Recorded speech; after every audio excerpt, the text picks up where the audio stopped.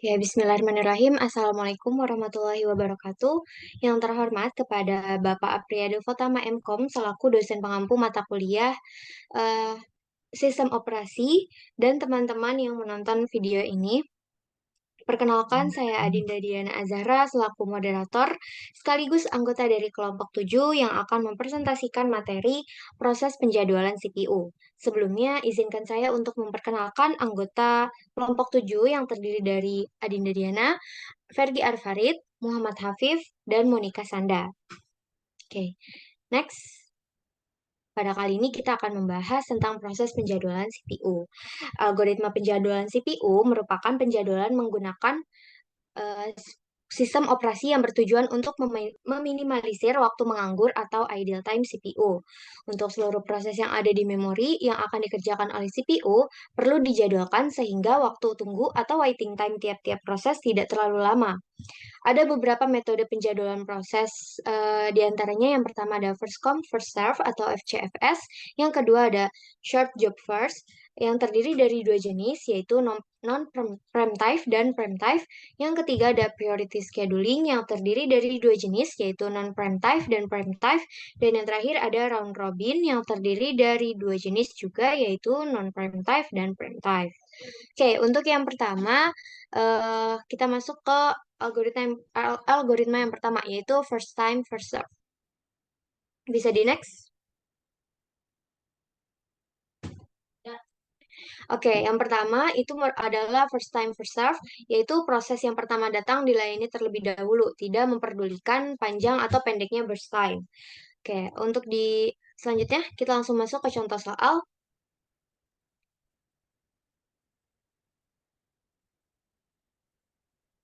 Oke, pada tabel yang ada di pojok kanan atas itu merupakan contoh dari proses sebuah CPU dengan arrival time atau waktu kedatangan sebuah proses dan burst time atau waktu yang dibutuhkan untuk menyelesaikan masing-masing proses dari P1 sampai P6.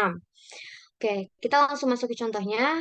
Di sini kita akan menghitung rata-rata waktu tunggu menggunakan algoritma FCFS. Oke, pertama kita buatkan Gantt chartnya terlebih dahulu. Eh, pada saat waktu 0, P1 masuk ke antrian. P1 akan dijalankan sampai waktu yang ke-8. Eh, P1 langsung masuk ke antrian dan langsung diproses ditandai dengan warna biru. Nah, P1 ini akan dijalankan sampai waktu ke-8. Di detik kedua tidak ada yang masuk. Di detik ketiga, P2 masuk ke antrian. Kemudian P3 masuk di detik kelima. P4 masuk di detik ke-6. Lalu dan di detik ke-8, P5 dan P6 ini masuk secara bersamaan, tetapi dengan burst time yang berbeda. P5 burst time-nya 2, P6 burst time-nya 4. Next, di detik ke-8, P1 selesai dikerjakan dan P2 akan dieksekusi terlebih dahulu di antara proses lainnya yang masuk ke antrian karena P2 ini lebih dahulu datangnya dibanding dengan proses yang lain. P2 membutuhkan waktu sebanyak 6, jadi waktu untuk menyelesaikannya itu dari 8 sampai 14, baru si P2 ini selesai. Nah, terus masuk ke selanjutnya P3 masuk ke antrian sampai P6. P3 diproses terlebih dahulu, P3 bersama 5, jadi dari detik 14 sampai 19 itu waktu untuk pemrosesan P3 selesai. Selanjutnya P4, P5, dan P6 masuk ke antrian, diproses P4 terlebih dahulu, kemudian P4 menghabiskan waktu sampai waktu ke-22. Saat di waktu 22, masuk ke antrean P5 dan langsung diproses hingga waktu 24. Setelah itu, di waktu 24, masuk P6 ke antrian dan langsung dieksekusi sampai waktu ke-28. Nah, untuk waktu tunggu masing-masing proses, untuk P1 tidak menunggu atau waiting time-nya 0, terus P2 diproses pada saat detik 8 dan masuk ke antrian pada saat detik ketiga. Jadi kita kurangkan waktu proses dengan waktu antri, yaitu 8 dikurangi 3 sama dengan 5. Kemudian P3 diproses pada saat detik 14 dan masuk ke antrian pada detik 5, jadi 14 dikurangi 5 sama dengan 11. P4 diproses pada saat detik 19 dan masuk ke antrian pada saat detik ke-6. Jadi 19 dikurangi 6 sama dengan 13.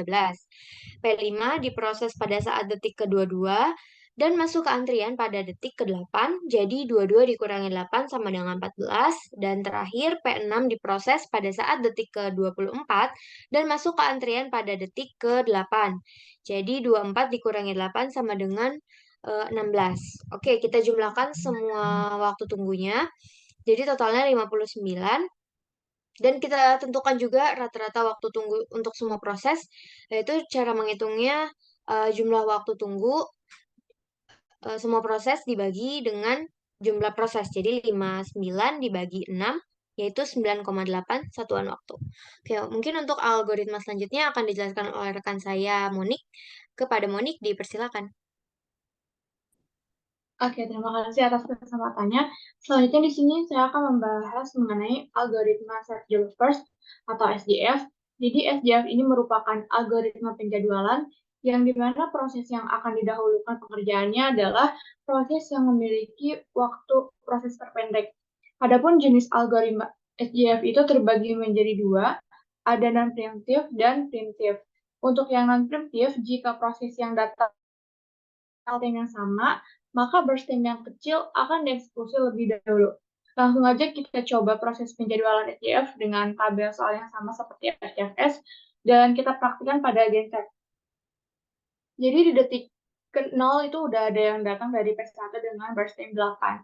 Nah, pada detik ketiga, ada yang tiba lagi dengan P2 dengan burst time-nya 6. Lanjut, kita jalan lagi ke detik keempat, detik kelima. Nah, detik kelima ini ada P3 yang datang dengan burst time 5. Lanjut ke detik ke-6, ada P4 yang datang dengan burst time 3.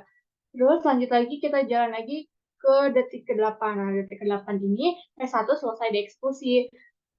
Langsung masuk ada P5 dan P6. P5 dan P6 ini arrival time-nya sama, tapi dia mempunyai burst time yang beda. P5 itu burst time-nya 2 dan P6 itu burst time-nya 4. Nah, untuk P2 dan P3, P4 dia tetap mengantri. Karena P5 memiliki burst time yang kecil, maka P5 lah yang selanjutnya akan dieksekusi hingga detik ke-10. Nah, detik ke-10 ini P5 selesai dieksekusi, lalu P2, P3, P4, dan P6 mengantri, dan kita lihat lagi burst time yang paling kecil itu ada di P4, maka P4 lah yang selanjutnya diproses. Untuk P4 diproses hingga detik ke-13. Nah, detik ke-13 ini sisa P2, P3, dan P6. Dari P2, P3, dan P6 ini ada P6 yang memiliki burst time paling kecil, maka P6 lah yang dieksekusi hingga detik ke-17. Nah, detik ke-17 ini sisa P2 dan P3. P3 memiliki burst time yang paling kecil yaitu 5, sedangkan P2 itu memiliki burst time 6, maka yang dieksekusi selanjutnya adalah P3 hingga detik ke-22. Nah, detik ke-22 ini sisa P2 dengan burst time 6 dan dia dieksekusi hingga detik ke-28. Lalu selanjutnya kita hitung rata-rata waktu tunggunya. Dari P1 ini dia nggak nunggu karena langsung dieksekusi, maka waktu tunggunya 0. Untuk P2, untuk waktu mulai prosesnya dia ada di detik ke-22 dan mulai masuk antrian itu di detik ke-3, maka 22 dikurangi 3 hasilnya 19, waktu tunggunya itu 19. Untuk P5, 17 dikurangi 5, waktu tunggunya 12, P4, 10 dikurangi 6, waktu tunggunya 4 detik, dan P5 ini sama, dia nggak nunggu, karena langsung dieksekusi, maka waktu tunggunya udah 0.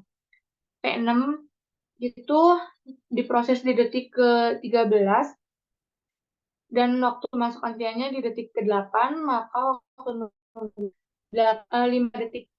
Lalu kita jumlahkan, waktu tunggunya itu sama dengan 40, dan kita hitung rata-rata waktu tunggunya yaitu 40 dibagi 6, maka hasilnya adalah 6,6. Oke, lanjut kita memasuki pembahasan SJF yang primitif.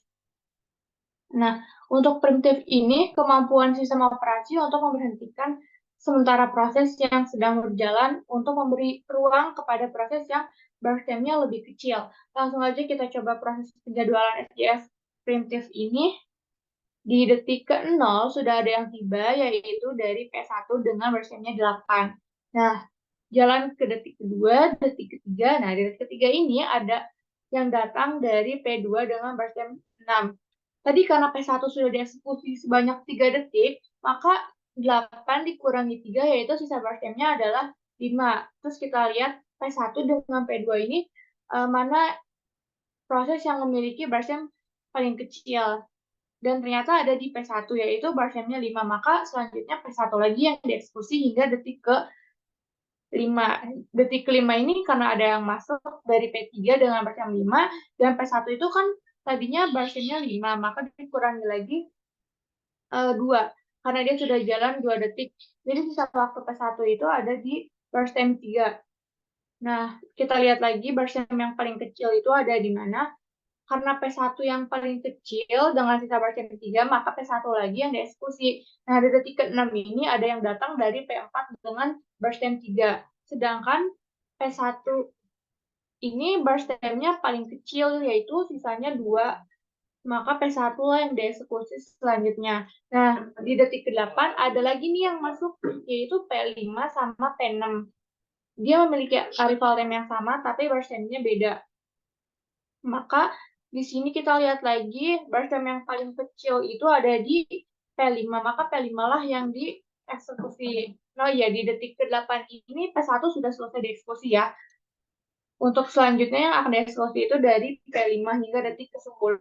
Nah, detik ke-10 ini sisa P2, P3, P4, dan P5 yang mengantri. Nah, kita lihat barstem mana yang paling kecil itu ada di P4. Maka lanjut hingga detik ke-13, P4 ini selesai dieksekusi. Nah, di detik ke-13 ini sisa P2, P3, dan P6. Dan yang akan dieksekusi selanjutnya itu adalah P6 dengan barstem 4. Hingga dieksekusi hingga detik ke-17. Nah, di detik ke-17 ini sisa P2 dan P3. Kita lihat barstem yang paling kecil di sini ada dari P3, yaitu 5. Maka P3 dieksekusi hingga detik ke-22. Nah, detik ke-22 ini sisa P2 yang akan dieksekusi dengan barstem 6, maka P2 akan selesai dieksekusi hingga detik ke-28. Nah, di sini untuk rata-rata waktu tunggu SDF ini dia memiliki nilai yang sama dengan non primitif, yaitu 6,6, karena pada tabel soal ini P1 terus menjadi barstem yang paling kecil karena barstem P1 terus berkurang setelah dieksekusi. Oke, mungkin cukup pembahasan dari SDF. Untuk pembahasan selanjutnya akan dilanjutkan oleh rekan saya, Ferdi, kepada yang dipersilakan. Terima kasih atas waktunya. Selanjutnya adalah priority scheduling. Nah, ini tadi ada dua, yaitu non-preemptive dan preemptive. Oke. Selanjutnya kita masuk aja langsung ke yang non-preemptive. Nah, apa itu priority scheduling? Jadi singkatnya, priority scheduling itu adalah proses yang memprioritaskan sesuatu yang memiliki prioritas atau skala prioritas lebih tinggi. Nah, seperti pada tabel, itu ada skala prioritas 1 dan 2, di mana satu itu lebih tinggi kastanya, lebih daripada yang kedua. Jadi dia itu lebih diprioritaskan dalam proses ini, proses schedulannya. Nah, jadi kalau misalnya satu-satunya sama, misal nih, yang A itu, yang P1 itu dapat 2, dan P3-nya itu dapat prioritasnya 2 juga, dan itu sama, di waktu yang bersamaan, itu yang dilihat itu adalah yang datang duluan, itu yang dikerjakan terlebih dahulu, untuk yang non-preemptive. Masuk ke contohnya aja. Ini di sini di detik ke-0 itu datang P1 dengan prioritasnya 2 dan barstemnya 8, itu dia jalan sampai detik ketiga. Nah, di detik ketiga ini datang lagi P2, dikarenakan P2 prioritasnya lebih tinggi daripada P1, jadi P2-nya itu dijalankan sampai detik kelima. Nah, di detik kelima ini datang lagi P3. Dikarenakan P3 itu prioritasnya 2 dan P2 masih 1, dia mesti dijalankan lagi sampai detik ke-6. Nah, di detik ke-6 ini, P2 ini kedatangan lagi nih P4, dan P4 ini 1 juga. Nah, dikarenakan P2 datang terlebih dahulu, maka P2-nya dijalankan terlebih dahulu. Nah, P2 jalan sampai detik ke-8, datang lagi P5 dan P6. Karena P2 masih datang duluan, dan dia prioritas masih lebih tinggi, jadi dia dijalankan lagi sampai detik ke-9. Nah, detik ke-9 ini barulah P4 dijalankan, dikarenakan P4 prioritasnya lebih tinggi, dan datang terlebih dahulu. P4 jalan sampai detik ke-12, dan selesai, baru dijalankan lagi P6. P6 dijalankan, sampai detik ke-16. Nah, di detik ke-16 ini, P1 lanjut dijalankan lagi, karena dia datang terlebih dahulu dan prioritasnya sisanya prioritas 2. Dijalankan sampai 21, detik 21, dan detik 21 dijalankan lagi P3. Di P3 jalan sampai detik 26, dan baru P5 jalan. Nah, untuk penghitung waktunya, itu bisa terlihat untuk P1, itu dari detik ke-16 dikurangin 3. Kenapa? Karena dia sempat jalan 3 detik, jadi dikurangi 3. Jadi waktu tunggunya adalah 13 detik, sedangkan P2 dia tidak menunggu karena langsung jalan dan sampai habis, jadi 0 detik, dan P3-nya itu dijalankan di detik 21 dan didatang di detik ke-5, jadi waktu tunggunya 16 detik, sedangkan P4 9 dikurangi 6, 3 detik, P5 26 dikurangi 8, 18 detik, P6 12 dikurangi 4, sekitar 4 detik. Nah, jadi totalnya ada 54, 54 dibagi jumlah total, yaitu 6. Jadi satuan waktu rata-ratanya adalah 9 detik, sekitar segitu. Oke, selanjutnya adalah yang primitif. Nah, ini kurang lebih sama, tapi perbedaannya, jika prioritasnya sama, misal 1 dan 1, yang dilihat itu adalah burst time terlebih dahulu. Jika burst time sama juga, maka yang dilihat itu adalah yang datang terlebih dahulu juga.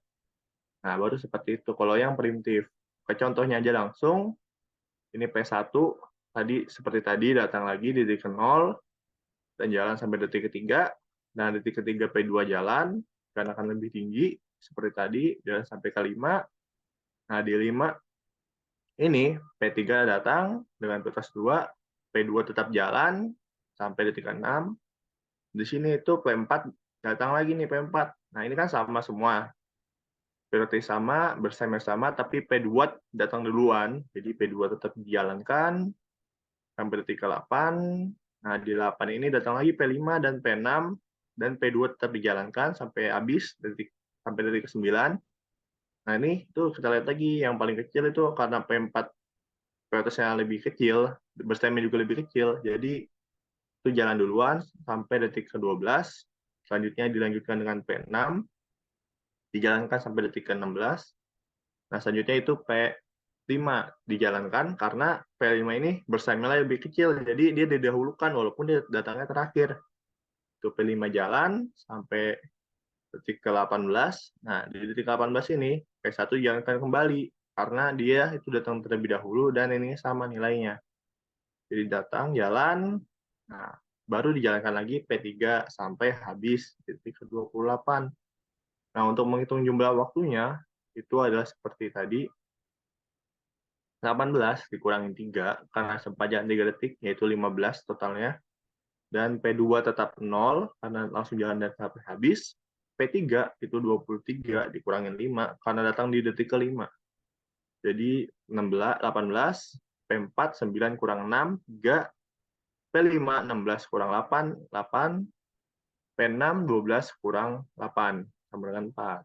Dan totalnya adalah 48, 48 dibagi dengan jumlah data, yaitu 6, sama dengan 8 satuan waktu. Mungkin sekian untuk prioritas scheduling. Selanjutnya adalah round robin yang akan dijelaskan oleh Saudara Hafiz. Dipersilahkan. Oke, terima kasih sebelumnya kepada Ferdi yang sudah menjelaskan tentang algoritma priority scheduling. Oke, selanjutnya adalah RR atau round robin. Oke, boleh di next.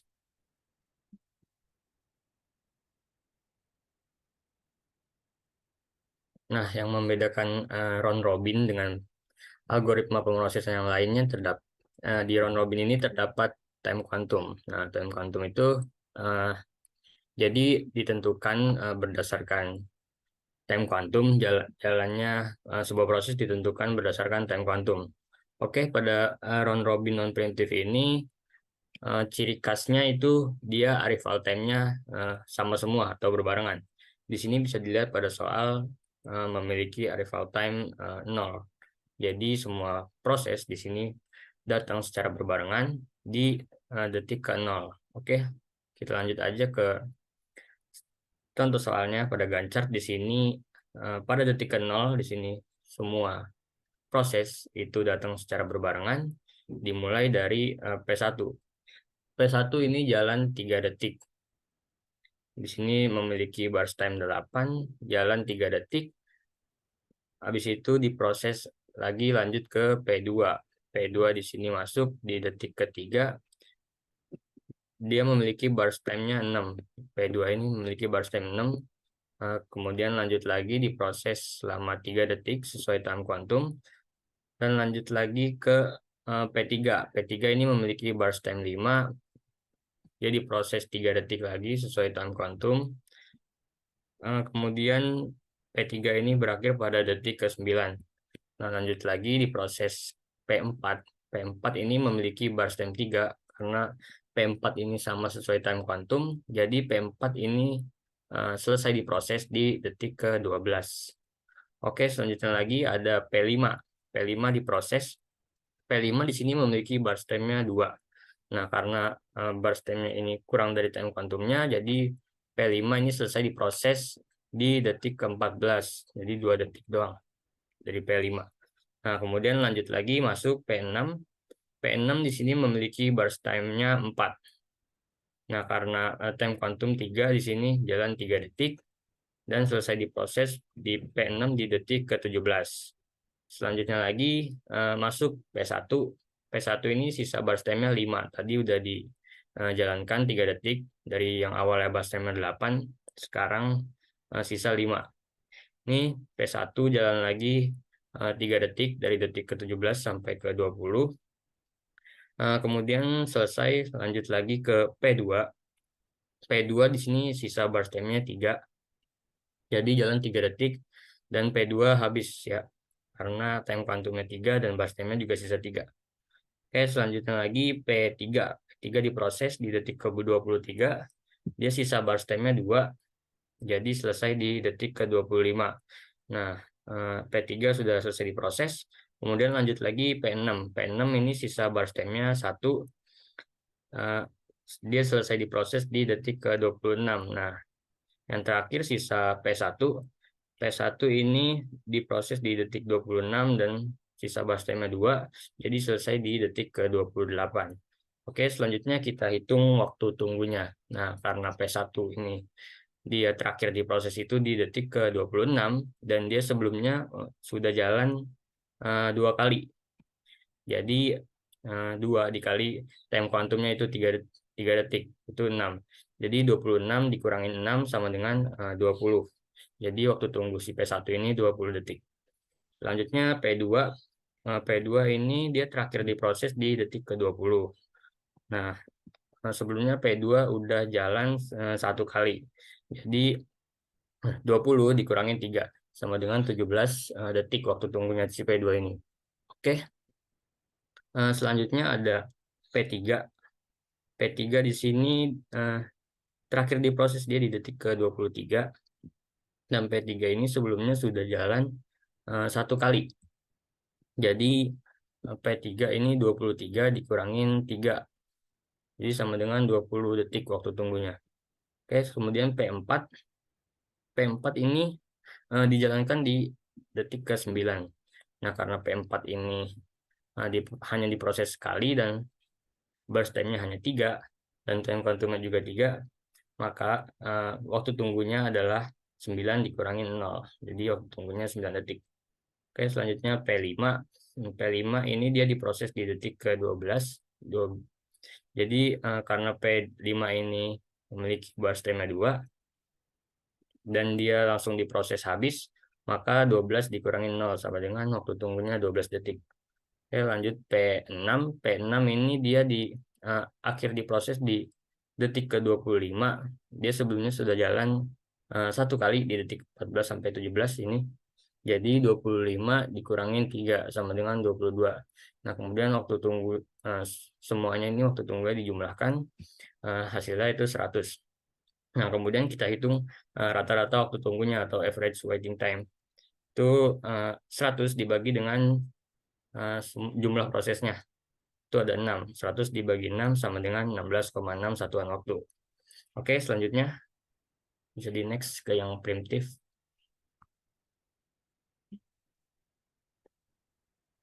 Oke, kemudian ada round robin yang primitif. Nah, yang membedakan primitif dan non-primitif itu di arrival time-nya. Nah, yang di round robin non-primitif itu arrival time-nya kita datang secara berbarengan. Kalau yang primitif itu arrival time-nya berbeda. Oke, kemudian masuk ke Gantt chart-nya di sini. P1 datang di detik ke-0. Kemudian dia dijalankan 3 detik sesuai time quantum-nya, yaitu sampai detik ketiga. Jadi burst time-nya P1 itu 8, dijalankan 3 detik, yaitu sisa burst time-nya 5. Kemudian P2 datang di detik ketiga. Nah, P2 dijalankan 3 detik juga. Nah, selama proses P2 itu dijalankan, itu datanglah P3 di detik ke-5. Di sini P3 datang dan P2 selesai diproses di detik ke-6. Di sini di sini karena P1 udah selesai dari detik ketiga, maka P1 lagi dijalankan di detik ke-6 ini. Detik ke-6, kemudian P1 dijalankan sekitar 3 detik. Nah, selama proses P1 ini dijalankan, kemudian datanglah P5 dan juga P6 di detik ke-8. Kemudian P1 selesai diproses di detik ke-9. Kemudian lanjut lagi kita di detik ke-9 ini kita proses P3. Nah, karena P3 ini udah nunggu dari detik ke-5. Oke, P3 dijalankan 3 detik dengan burst time 5. Dia waktu 3 detik itu selesai di detik ke-12. Nah, di detik ke-12 ini kemudian kita lanjut lagi proses P4. P4 memiliki burst time-nya itu 3. Jadi sesuai time quantum-nya itu 3 juga. Jadi P4 ini sudah selesai diproses ke detik 15. Nah, kemudian lanjut lagi kemudian lanjut lagi masuk P2. Nah, P2 ini juga sisa burst time-nya 3. Nah, dia selesai diproses di detik ke-18.